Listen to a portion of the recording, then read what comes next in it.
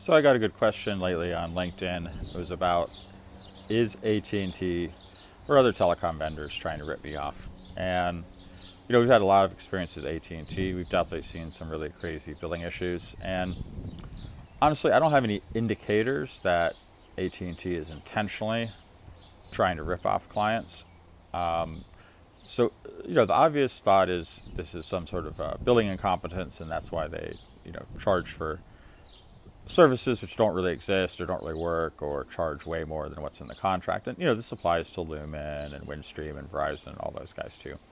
So that's kind of one thought. It's just incompetence. But I will say that there is something which is intentional, which is that vendors, at the end of the day, the way the system is set up by management and executives, like they really don't care that much.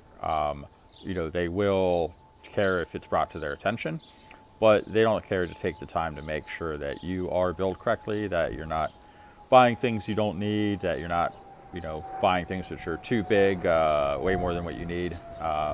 And they're not going to worry that much if they upgrade a line and they forget to, disconnect the old line. They keep billing you for that too, or they disconnect your internet service, but they take it off the bill, but they keep billing you for the security services riding on top of it. And sometimes they'll disconnect a line like you asked them to, but they won't disconnect the other end of like a point-to-point or some other circuit. So you'll still be billed for something which is obviously not working and should never be on the bill because it's a non-functional service. So they'll bill for things like that, and they won't bend over backwards to identify those things and talk to you about them and get rid of them. That's unfortunately that is the way of the world.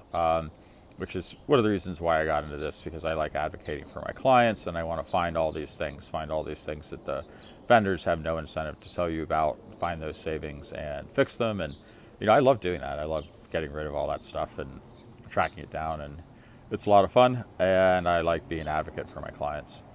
So the other thing I'll note too is that these big companies, they do have departments. Like, let's say you sign a contract saying I'm going to spend like $1 million a year, with AT&T, they will definitely make sure they get that $1 million a year, and they will also do it according to their rules and their contracts. So often we've had clients who are surprised because they thought they were spending $1 million because, hey, that's what the bill said. But when you look at the fine print, turns out that all that money which was sent to AT&T didn't all count. But AT&T, they don't care. They're going to make sure they get their money, and they have departments to do that. But they don't have departments to help you on the flip side. So that's why we're here. Please reach out.